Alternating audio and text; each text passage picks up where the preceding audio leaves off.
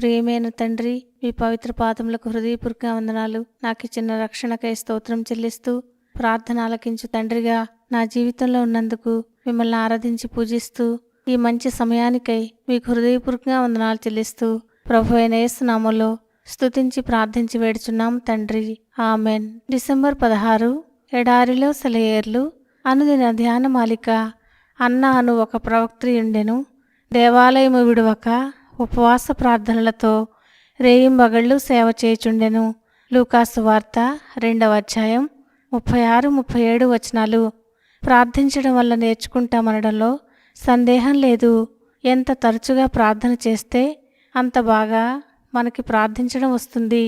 అప్పుడప్పుడు ప్రార్థన చేసేవాడు ప్రయోజనకరం, శక్తివంతమైన ప్రార్థనను ఎప్పటికీ నేర్చుకోలేడు. ప్రార్థన ద్వారా మన దేవుని గొప్ప శక్తి మన అందుబాటులోనే ఉంది. కానీ దాన్ని అందుకోవాలంటే కష్టపడాలి. అబ్రహాము తన జీవితకాలమంతా దేవుని ఎదుట విజ్ఞాపన చేసే అలవాటు లేనివాడైతే సొదొమ కోసం అంతలా దేవునితో వాదించగలిగేవాడా? పెనూయేలు దగ్గర రాత్రంతా యాకోబు దేవునితో పోరాడినది అతని జీవితంలో మొదటి సందర్భం అనుకుంటున్నారా? మన ప్రభువు గెత్సెమనేకి వెళ్ళకముందు శిష్యులతో చేసిన ఆ మహత్తరమైన ప్రార్థన కూడా అంతకుముందు ఎన్నెన్ని రాత్రి సమయాల్లోనూ పెందలకడనే లేచి చేసిన ప్రార్థనల ఫలితమే కదా. తన ఇష్ట ప్రకారం ప్రార్థనా వీరుడనవ్వాలని ఎవరన్నా అనుకుంటే అతని ప్రయాస అంతా వ్యర్థమే.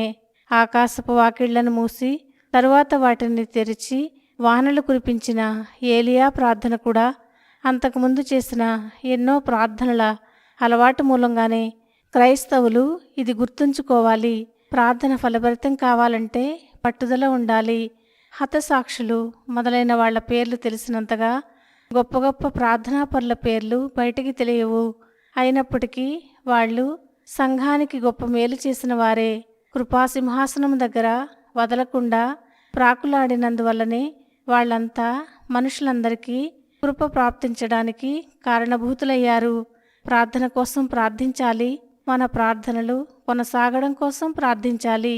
దేవుడు ఈ మాటలను దీవించునుగాక. ఆమెన్.